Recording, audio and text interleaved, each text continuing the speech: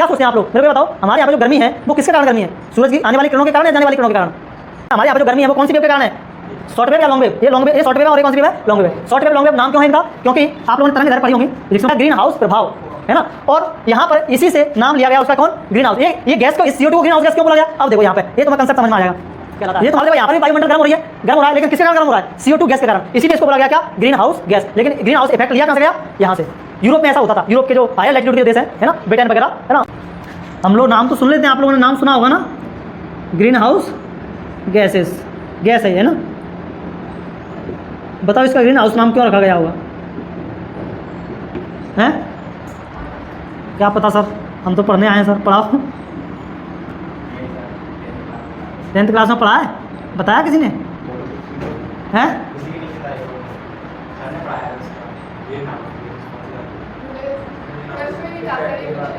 नाम नहीं बताया होगा ना। ग्रीन हाउस गैस पढ़ा तो हम सुन तो सब लेते हैं कि ग्रीन हाउस गैसेस होती हैं, है ना, ये कार्बन डाइऑक्साइड होती है, और तुम्हारी वो होती है, क्या बोलते हैं वो, कार्बन मोनोऑक्साइड हो गई है ना, और ये तुम्हारी जो क्लोरोफ्लोरोकार्बन हो गई CFC, वो भी ग्रीन हाउस गैसेस हैं, है ना, उनकी वजह से वायुमंडल गर्म हो रहा है। और तो ये कुछ गैसेस हैं जो कि तुम्हारी ग्रीन हाउस गैसेस के रूप में ट्रीट की जाती हैं। जलवाष्प भी हमारी ग्रीन हाउस के रूप में क्या करती है? काम करती है। तो इनका नाम ग्रीन हाउस क्यों पड़ा, गैसेस क्यों पड़ा? ठीक है, तो आज तुम्हें बता दें, ये है हमारा 0 डिग्री लैटिट्यूड, है ना, जिसको अपन क्या कहते हैं?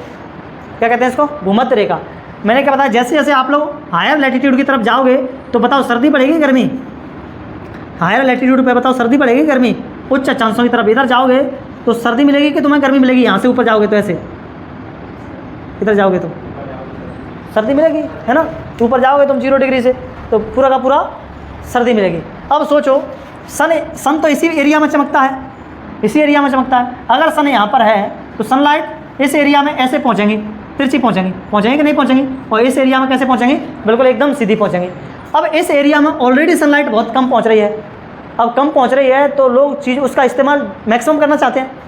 अगर तुम्हारे पास चीज़ें कम है तो उसका इस्तेमाल कैसा होना चाहिए? मैक्सिमम होना चाहिए, कि वेस्टेज ना हो, ये जो सनलाइट है वो वेस्ट ना हो, इसका हम जितनी आ रही है उसका क्या कर लें? इस्तेमाल कर लें। तो कैसे करें? इसके लिए तो कुछ ना कुछ सोचना पड़ेगा। तो इन लोगों ने क्या किया? इन लोगों ने अपने घरों पर, खेतों पर क्या बनाए? जैसे मान लो ये तुम्हारा कोई हाउस है ना, कोई घर है, ठीक है। इस घर के छत पर इन लोगों ने, ऊपर छत पर या चारों तरफ इन लोगों ने गिलास लगा दिए। क्या लगा दिए? गिलास, ठीक है, शीशा, कांच लगा दिए। और वो कांच ऐसे हैं कि अगर यहाँ से सनलाइट इस कांच के अंदर ऐसे एंटर कर गई, इसको अपन बोलते हैं शॉर्ट वेव। ऐसे एंटर कर गई, ये है तुम्हारी क्या? पृथ्वी, और यहाँ पर क्या है? गिलास है, ठीक है। जैसे सनलाइट यहाँ पे एंटर करेगी तो यहाँ से वेव जाएंगी इस तरह से, इसको अपन बोलते हैं शॉर्ट वेव। क्या बोलते हैं? शॉर्ट वेव्स, लघु तरंगें। इसको अपन बोलते हैं क्या? दीर्घ तरंगें। दीर्घ तरंगें, ये लघु तरंगें, लघु तरंगें। तो ये जो शीशा है वो इन लघु तरंगों को आने देता है, अंदर आने देता है। जैसे अर्थ पर टकराएंगी, अर्थ से ये वापस जाएंगी, है ना, इनका परावर्तन होकर के वापस जाएंगे, रिफ्लेक्ट होकर के वापस जाएंगी, तो ये यहीं पे क्या कर ली जाती हैं? फंसा ली जाती हैं, ट्रैप कर ली जाती हैं, ऊपर निकल नहीं पाते। इससे क्या होता है? इससे यहाँ पर जो सनलाइट थी, अब इसी से उनको गर्मी मिलेगी। इसी से वो, अगर ये ऊपर निकल जाती सीधे तो इनको माहौल नहीं मिल पाता गर्म। अब ये शीशा क्या कर रहा है? अब ये शीशा इन तरंगों को ऊपर जाने नहीं दे रहा है। इससे अगर ये यहीं फंसी रहेंगी तो क्या करेंगे? उसको पूरे घर को गर्म कर देंगे कि नहीं कर देंगे? ठीक है। क्या सोचते हैं आप लोग, मेरे को ये बताओ, हमारे यहाँ पे जो गर्मी है वो किसके कारण गर्मी है? सूरज की आने वाली किरणों के कारण या जाने वाली किरणों के कारण? सूरज से जो सीधी सनलाइट हमारे पास आ रही है, इसके कारण गर्मी नहीं है। इसके कारण गर्मी नहीं है। गर्मी किसके कारण है? इसके कारण, जाने वाली किरणों के कारण। मैंने आप लोगों को अभी बताया था, वायुमंडल भी इसी ग्लास की तरह काम करता है।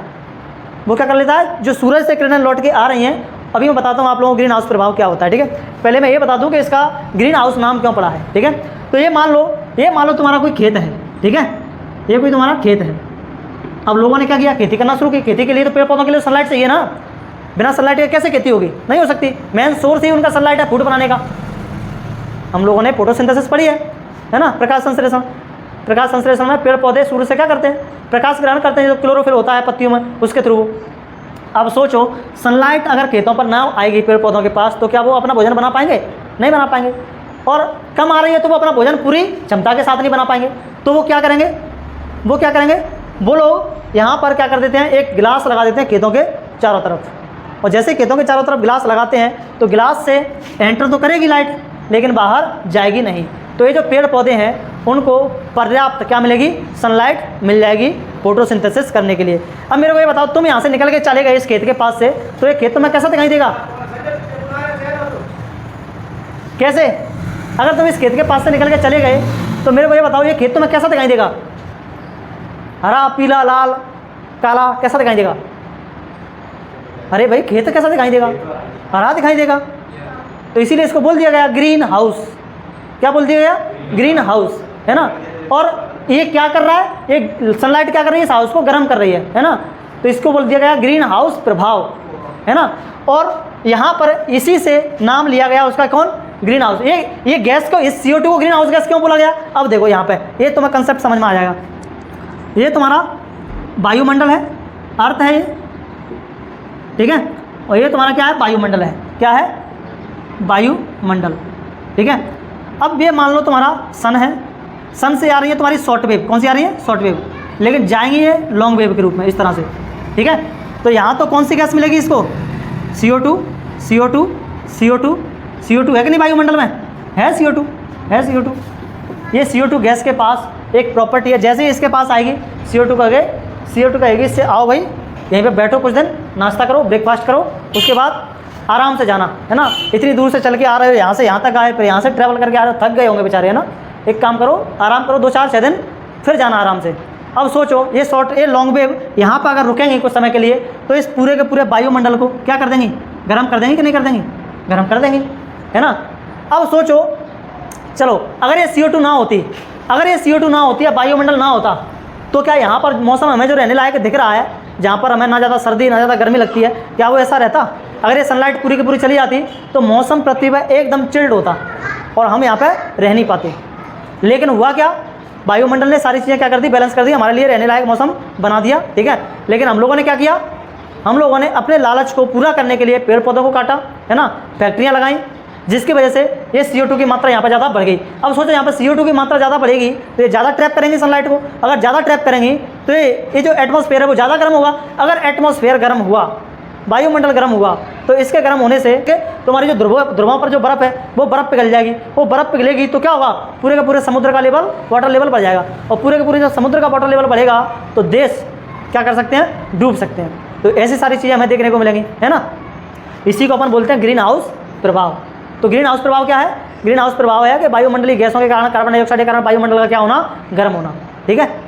कार्बन डाइऑक्साइड के कारण वायुमंडल का गर्म होना ग्रीन हाउस इफेक्ट कहलाता है। अब देखो यहाँ पर भी वायुमंडल गर्म हो रहा है, लेकिन किसके कारण गर्म हो रहा है, CO2 गैस के कारण। इसीलिए इसको बोला गया क्या, ग्रीन हाउस गैस। लेकिन ग्रीन हाउस इफेक्ट लिया कहाँ से गया, यहाँ से।